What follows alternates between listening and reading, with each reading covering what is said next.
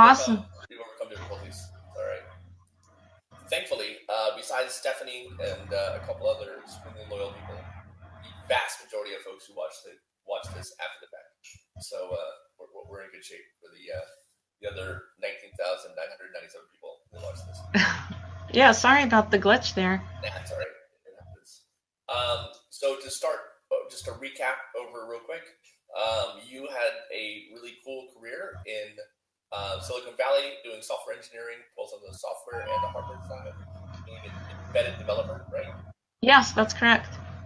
And then you got in. We were talking about you got into building luxury homes, which seems to me to be a really strange switch, but I feel like it's natural for you. I'm addicted. I was at one point.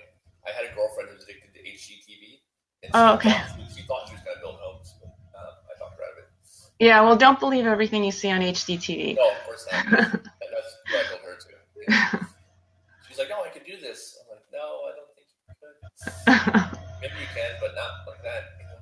Yeah. No, it's tough. It's stressful. Like I was saying, it's really challenging. There's always a problem to solve, but in that regard, it's very similar to engineering, because you're given a problem that you haven't solved previously, and you've got to make it happen. So that's what I do. Very cool. And so you're still actively doing that, right? Yeah. So now I'm a full-time building contractor, and I build homes, and they're large homes that, like I mentioned, they all have pools pretty much, and complicated equipment and networking and so forth. And that's my background. So it's kind of cool to use my background in networking when I'm building homes that have the same equipment. Right, and I think most higher-end homes today are probably equipped with all kinds of smart devices, and they're a little more technology infused anyways, right? Right, exactly. So like, homes nowadays have home automation systems that control your lighting. Everything's wired, right? Everything's programmed. So you can, with a press of a button, you can control the mood lighting in a certain room, or turn all your lights off for the whole house or the whole property. I have my house. Yeah? What kind of home automation system do you have? I'm using Control 4. Oh, yeah. Okay, so we use Control 4 primarily, as well as HomeWorks. I don't know if you've heard about the other one. Yeah. There's also Crestron, so there's like several popular ones on the market.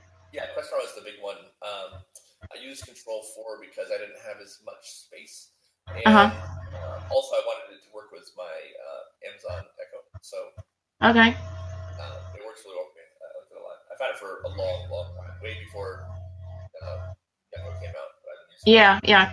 Control 4 is one of the easier ones to set up and pretty comprehensive. So I'd vote for that one. I've used it, like I said, I think 5-6 years now, and it's been solid. Okay.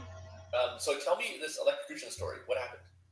Yeah. So I just happened to come across an article about a man who got electrocuted when he was vacationing in Palm Springs, and it just so happened to be that he was someone who lived in our town.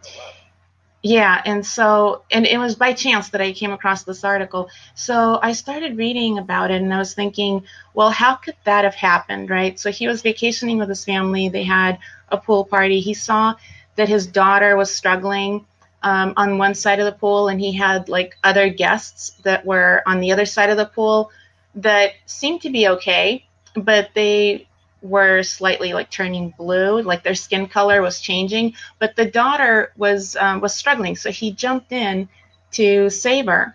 And what happened is he did save her. She ended up having some major injuries, but he died. And so what they realized is there was a problem with a light in the pool, and current was flowing in the water, and he got electrocuted. And so when I read that article, I was thinking, okay, as a building contractor, I build pools. How could this have happened, right? And, when you build a new pool, the building inspector inspects it. You have to comply to all sorts of electrical codes. So something like that should never happen. If you have an existing pool, it's being maintained by licensed people, people who are technical, knowledgeable. They should find all sorts of problems when they're doing your, monthly maintenance or whatever you have set up, right? So why is it that no one found that? So when I started looking into it, there are all sorts of reasons why something like that could happen. It is rare, but there are a variety of reasons, right? So your pool is equipped with a variety of electrical equipment. You've got pumps, you've got filters, you've got a variety of junction boxes. And what should happen is your electrical panel that controls all the pool equipment has a breaker, right, and a GFCI, and that should trip. If there's a problem in the circuitry, that should trip. And in most cases, that's what happens. But as I started researching, there are many areas where either breakers fail or underground you could have wires that are not properly terminated, or wires are corroded, or junction boxes. And especially when people remodel their homes, there's a variety of things that can go wrong. Someone can cut a wire, someone doesn't properly bond the equipment or ground the equipment. So what people don't realize is this is a silent danger that could come from a variety of sources, and it's invisible. So how do you know whether or not it has happened, let's say, even after your pool has been safe for some period of time? Gotcha. So what was the solution you came up with? Okay, so the solution I came up with is a device. It's called Waves, and it stands for like wave for help, and ES for electric shock. So it's a play on words. So what it is it's basically a channel that runs around your pool. It's very discreet. It sits right underneath your pool coping, and it has certain sensors that are patent pending that are constantly monitoring the water to see if any electricity has entered the water. And those sensors communicate with basically a proprietary lid that goes over your skimmer. So you have an existing skimmer lid, you just remove that, you put my lid on, and my lid talks to the sensors in the pool. If it senses that there's any electricity in the water, it sends an alarm, and it actually interfaces with your home automation system as well, right? So if it finds that there's a problem, it creates a buzzer. There's a buzzer, creates a sound, and it can communicate with your home automation system, can send you alerts to your app, and it basically works end to end. Gotcha. So what is the indicator of somebody's near the pool? Well, so not near the pool. So let's say someone is in the water, or is entering the pool, right?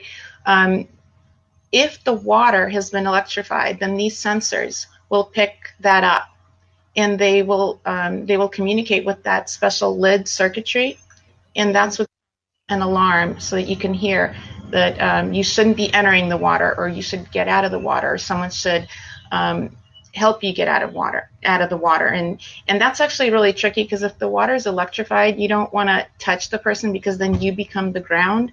So right. How do you get somebody out? Okay, so what you should, so currently, because if someone's already in there, right, you need to have a plastic hook or some sort of a plastic pull, because plastic doesn't transfer electricity, right? So you can pull them out. But the first thing you should do is turn off all the power that you have going anywhere, right? Because you don't know if it's the power coming only from the pool control panel, because you've got multiple panels on your property, right? You've got the main panel that's coming to your house. You've got the pool equipment panel. You've got wires that might be coming across your property from an adjacent property. You don't know what's underground. So the first thing you should do is turn off all the electricity, and ideally, you should know where everything is and turn it off. But if you do need to get someone out of the pool, you want to use a plastic pole or a hook. There's like a special hook you can reach and get people out.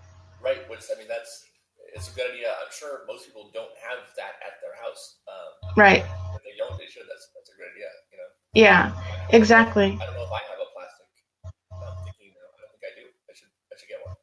Yeah, I'll send you a link. There's one that's sold. I forgot what it's called, but I'll send you a link for that. But ideally, you want to have your electrical system checked and by a licensed electrician, because some of the people who maintain pools, they're technicians. They're not super knowledgeable in what could cause these situations, and so you should have an electrician periodically check your electrical system throughout your property. That's step one, and then in the absence of a device like this, once this device is on the market, then you should still make sure everything is safe, but it'll give you an alert, kind of like your carbon monoxide detector in your home, right? Like it just sits there and it's monitoring the air, and usually it's not going off. But if there is some sort of a problem with the air and it's sensing, it'll alarm you, and you'll know you need to do something about it. So the concept for waves is similar to how a carbon monoxide detector works in your home. Gotcha. And so it alerts a noise at the pool, and then also you said it goes through like an app on your phone. Right, and it'll send you an alert on your phone or to your home automation system within your house. Very nice. And then it's hardwired, and then I'm guessing hardwired to the house. So it can talk wirelessly with your home automation system, or it can be hardwired, right? So in the case that you have an existing pool, you don't want to dig up your deck, you don't want to do like major construction. So in that case, it has to communicate wirelessly with your, wireless network. And if you're building a new pool and everything's already dug up, well, you can run a wire from that special lid that I was mentioning to you that goes on your skimmer to your house, and then it can interface through the wires to your home automation system. So either way, that's why the Waves system is meant to work with newly built pools, or if you have an existing pool, because you don't want to dig everything up. Sure. So you have to have, obviously you need some kind of Wi-Fi connection for it to work, right? Right, exactly. So it talks via Wi-Fi. The pool skimmer cover and the sensors in the pool communicate wirelessly, and then the pool skimmer also communicates wirelessly with your home automation system or an app. Gotcha. And how is it powered? I'm sorry? How is it powered? How does it get juice? Okay, so you don't want to give it AC power, right? Otherwise, you're going to be introducing electricity into like the pool system. Right. So and if you shut your power off, it'll stop working. So. Right, exactly. So the way it works is it has similar to how your smoke alarm works, right? Usually smoke alarms nowadays have a 10-year lithium battery, right? And it's a low power battery. It lasts a long time, and nowadays you don't even replace the battery, right? You just throw out the smoke alarm and you get a new one, and then the next one lasts you 10 years. So that's how the device will work, with a long-lasting lithium-ion battery. Gotcha. I'm sure that this will be a replaceable battery. It won't be like a smoke alarm. You won't throw away the system, right? You'll replace the battery. Right. Well, so the whole no, you won't throw away the whole system. Yeah. So the way the whole system works, like I mentioned, the channel in the pool, it's modular, right? So everything snaps together, and then the skimmer lid, you can replace the skimmer lid and leave the whole channel in the pool as it is. And any of the battery pieces, again, because they're modular, you just unplug the one module and you replace it with the new battery module, and everything else stays the same. Gotcha. All right. And then will this be installed by homeowners, by an electrician? So the idea is for people to be able to install on their own, right? So for a homeowner to be able to do it themselves, but some homeowners will want to have a contractor do it for them, kind of like when you have your Nest device and you want to install it at home. Sometimes you want to do it, you want to give it a shot, and sometimes you'll hire someone else to do it. But it's meant to be affordable and very easy to install, and everything, like I said, snaps together, so it'll conform to any size or shape of a pool, because everything's modular and these sensors get positioned in certain areas, and it's just plug and play. Gotcha. And so you said it's patent pending now, and it's obviously is being developed, I'm guessing, right? Yeah, correct. So currently it's being developed. We're looking for funding. So if you know of anyone who wants to invest, let me know. And it is patent pending. And then the other thing I wanted to add is one thing that people don't realize is this is not only a problem in pools, this is also a problem around docks, marinas, and docks. So there have been plenty of articles in the news about people getting electrocuted when they jump to swim off of a dock. And again, people don't realize that there are conduits and there's electrical wiring a lot of times near docks. So when you turn on a light near a dock, you can send electricity to travel in the water. And if you're jumping to swim off of a dock, there could be potential for electricity to travel into the water in that way too. So whenever you're around water, it's really important to pay attention to anything that is electrical, lighting, conduits, junction boxes, any sort of equipment like pumps or of that sort. Is there anything people can do before, at a place like a dock, obviously, unless I'm wrong, can your system be installed at a dock? Probably not, right? Yeah, so my patent is going to cover a dock. So basically, my patent covers any sort of, body of water, right? So it could be a pool, dock, fountain. In the case of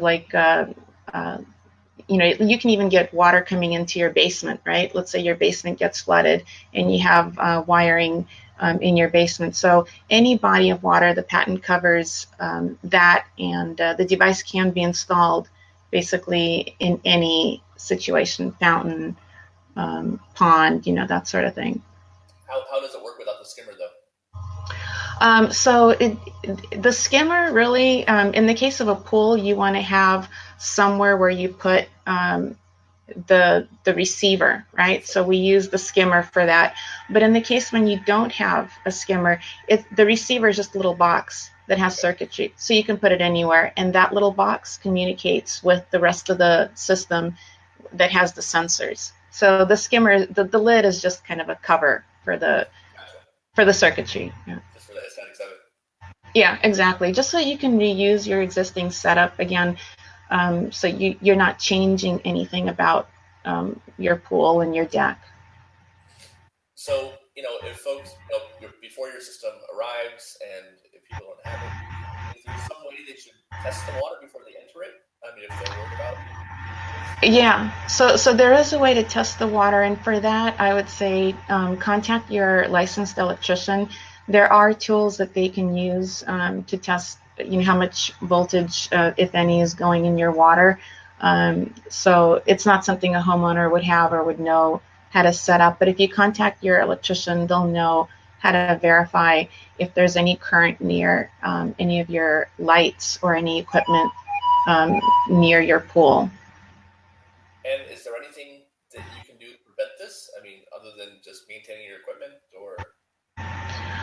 Yeah, so the main thing is I'd say don't hire anyone who's not licensed and not knowledgeable about this to remodel anything around your pool. So even let's say you're doing your landscaping and the landscaper is digging up your grass and they find a conduit or wire, make sure that you know where that wire is going, make sure or that they know how to properly terminate it or where it needs to go. They need to make sure that everything is grounded correctly. So when you're hiring someone to do any sort of remodeling work, really they need to understand how everything ties together so that they don't introduce a problem. Because like I was saying, when you're building a new pool, everything's inspected and everything might be fine, and you might have a licensed pool builder.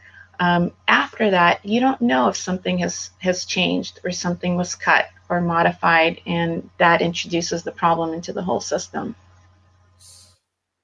Is there any way to test the water if I'm a person, I'm about to go into the pool or I'm about to jump off the dock, but I want to check to make sure that it's not, running with electricity? Is there any way to test it ahead of time? Not easily. Yeah, there's nothing that you can. Beyond putting a toe in and hoping for the best. Yeah, no, not like that. What you need is basically need an ohm meter to test, the water, and you have to have, two probes, and you walk around, and Right. that's what your electrician would do with your pool. In the case of a dock, same sort of thing. But that's the issue. This is an invisible danger, and you can't test it, right? Or let's say you have a party at your house. You're not going to go to your pool and first test your pool before you have a party. You're busy setting up for the party. So there needs to be a device that is permanent. That's the whole point of waves. It's permanent and it's working 24/7, monitoring your water. It's not something you have to think about, that you have to do before you enter the water. It's just there, just like your carbon monoxide detector at home. And I'm sure you're hoping this becomes part of the building code and the standard. I'm guessing. Yeah, exactly. Over time, I'd like for it to be a required device, just like, pool fencing is required, right? An alarm on your door is required when you're building a pool. So ideally, I'd like for this to get through the NEC code and for building inspectors to enforce it, or building officials to enforce it. I'm going through something similar. So how long until this is ready? So we don't have an exact timeline yet. It depends on the funding, which is why that's key. But in terms of the architecture and the team that's going to build it, everything's in place. So we just need the funding. I was going to say I'm kind of in a similar boat. I have a patent pending, or I have a company that has a patent pending. It's a lot of kids die in the back of car seats. Mm-hmm. They get left there either on accident, people forget them, Right. or they leave thinking they're just going to be a few minutes and they'll be right back, and they leave back in the car. They overheat and die. That happens, more regularly than I think we realize. Mm-hmm. So we have this patent pending for a device that it's a key fob, and it connects to the car seat, and Mm-hmm. then it talks to the car. And if the temperature gets too hot around the car seat, it rolls the windows down and sets off the car alarm. Oh, that's cool. If there's a baby in the car seat, yeah. But yeah, kind of in the same boat you're in. We're patent pending, and we're planning. We're not planning to sell it to a third party, but we're hoping that a car company or a car maker will pick it up. Yeah. Yeah. No, that's brilliant. I mean, definitely you hear about this in the news all the time. So having something that, again, is a sensor that is monitoring conditions all the time is paramount, in my opinion. Again, it's not something that you have to think about. It's just gonna, you know, Yeah. yeah. Yeah, kind of the same idea. So, you're originally from the Ukraine, right? Yeah, so I was born in the Ukraine. I came as a kid, so most of my schooling has been here. Um, so yeah. And how old were you when you came? I was 7. Wow. Okay. Yeah. So I went to elementary school. I started out in 3rd grade, and went to elementary school, middle school, high school, college here. So Very cool. yeah. And so, tell me about Momo Wallet. Oh, okay. Well, so Momo Wallet is my other venture. I wasn't I wasn't aware that you knew about it. So it's basically an app and a merchant marketplace that allows um, people to obtain deals on products and services that they're interested in. So it basically matches your interests with what a variety of merchants offer, right? So let's say you're interested in buying, um, something for your house or your family, and you're looking for the best deal out there. There's a variety of vendors that are offering that product, and you subscribe to their feed, and it just comes right into your app feed. So you're never going to multiple websites. Everything comes into one feed, and you can save products that you're interested in, shop right from your app. Oh, cool. Is that available Yeah. now? It is available now. Actually, you can download it. You can download it from the App Store. It's available on the iPhone. And if you're a business owner, you can go on momowallet.com and you can register your business as a business owner and create campaigns. So it's super easy to do. And the other thing that it does, I don't know if you run into this, but you subscribe to a bunch of emails and offers that you're interested in, right? Like, let's say you want to shop at the Gap or Restoration Hardware or somewhere. So you give them your email address. Well, then what happens? They start sending you a bunch of offers in your email. And even though you're interested, I'm not that interested. You know? Right. Well, I mean, but even though you're interested, it's coming into your email. Right. And you've got like so many other things coming into your email, you might not want it there. So what do? You delete it, right? And then like when you actually need it, you're like, oh, where was that thing? I actually wanted it. So what Momo Wallet does, one of the cool things about it, I think, is it can take all those offers and it can redirect it right into the app. Instead of you getting everything into your email and it cluttering your email, all those offers will come into your deals feed, and it's all in one place. And then when you actually need it, you can search for it and it's right there. But you're not cluttering your email with a bunch of different offers that at the time you might not want, So, yeah, so check it out. I will. In fact, I'll probably sign up on the business end because that's in our market too, so that's cool. Yeah, exactly. So if you sign up as a business, we actually currently, I have several folks helping me with the marketing side of things. So if you sign your business up, what we do is we promote your business to our community of users, and we let them know that you're one of the merchants on Momo Wallet and what your campaign is. And a campaign could be anything. You could offer product, services. It could be a seminar, it's really anything that you want to promote about your business, and we help you promote it to our, users and through our social media channels. That's really cool. Yeah, so we have Lifesaver, obviously, which Uh-huh.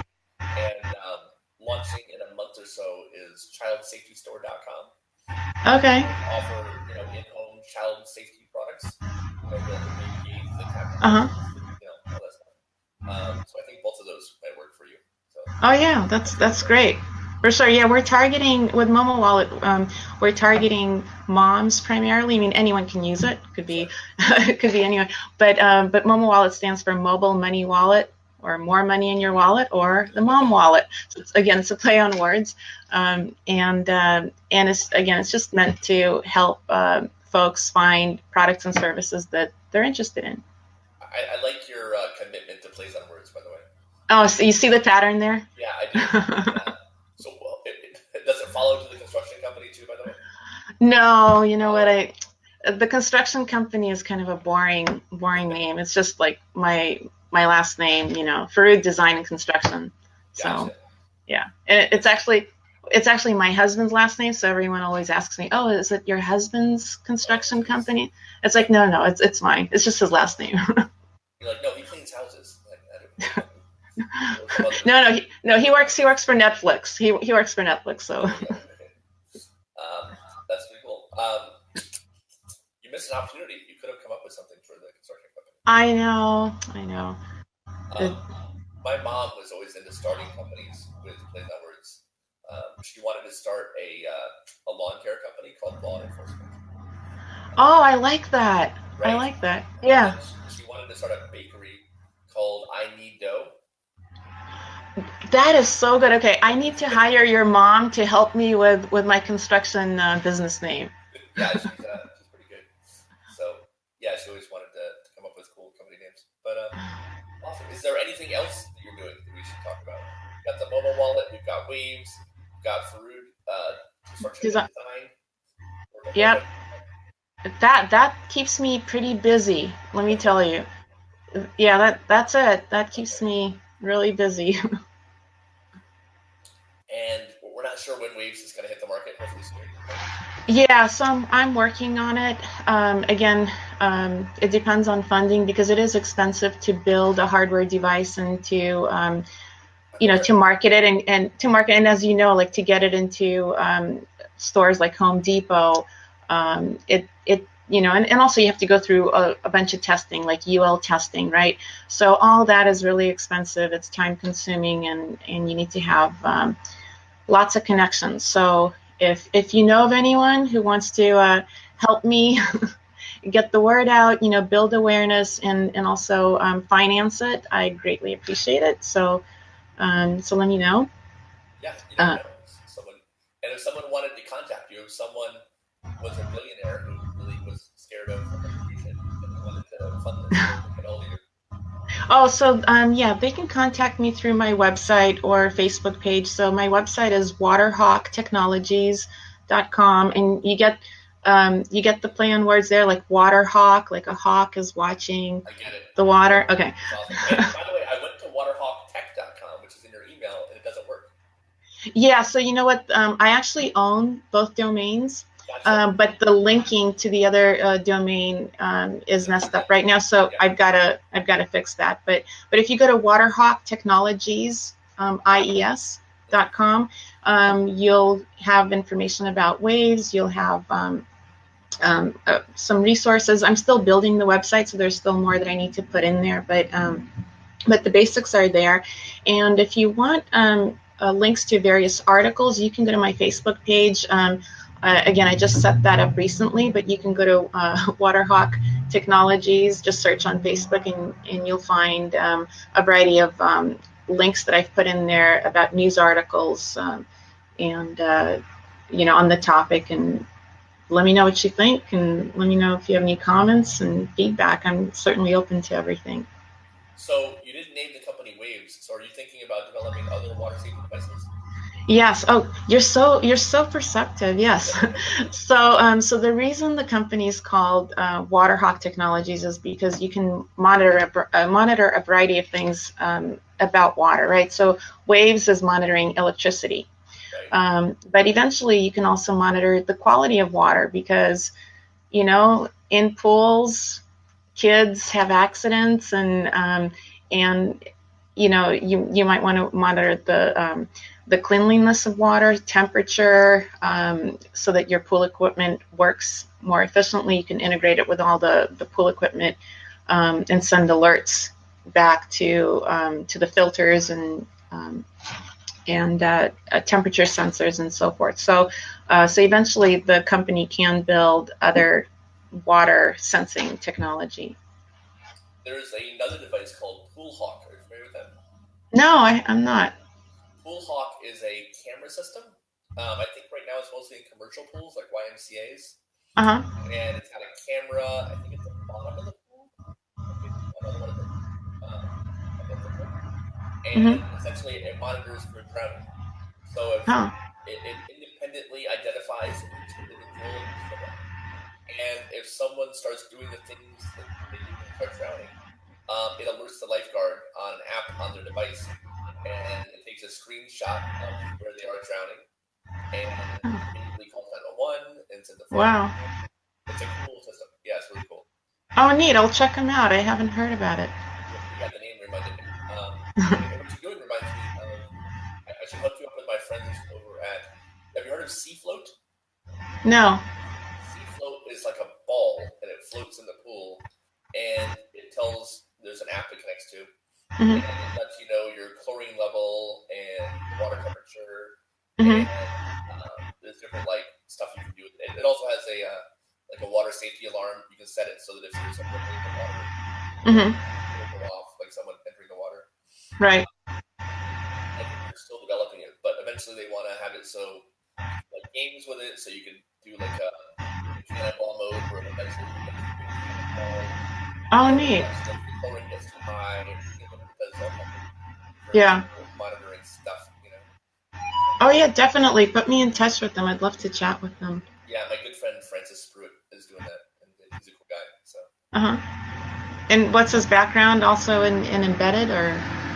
It's actually in kind of. He also came from outside the U.S. I have a theory that immigrants make better entrepreneurs. I think that's true. I've seen it over and over again. Yeah. I have a lot of people for that, but I'm a fan of Gary Vaynerchuk. Yep. He came from Belarus, and he says that all the time that you have an advantage if you're an immigrant. So. Yeah, immigrants are hungry, you know? Figuratively and literally hungry. Yeah, for sure. Fantastic. Well, thank you Yeah. so much. I really appreciate it. Yeah, I'm thanks glad so that much. I'm really glad that we actually got it. I was scared, but Yeah, thanks so much, Eric. And yeah, again, sorry about the glitch. Not sure, no, no problem. yeah. Actually, this laptop is older than the other one, so not sure why I don't this one know. worked better. Yeah. It works though. And anything else you want to let people know about water electrocution safety, or about you, or about the company? Well, I think I covered, everything, but if anyone has any questions, have them reach out to me. And also, I have a survey that I've been doing just to understand people's knowledge and awareness about the problem. And that survey link is on my website. If people want to take it, that would help me out just to get their thoughts, and if they want to leave me their contact info, I can follow up with them and chat a bit further. But that's all on my website. So if people want to check it out, that would help me out. You know what you can do when we're done? Leave a link to the website and the survey in the comments, and they can find it there. Okay. I'll do that. Perfect. Yeah. Awesome. Thanks, Natalie. Yeah, thanks so much. Great to have connected with you. You too. Have a great day. You too. Bye-bye.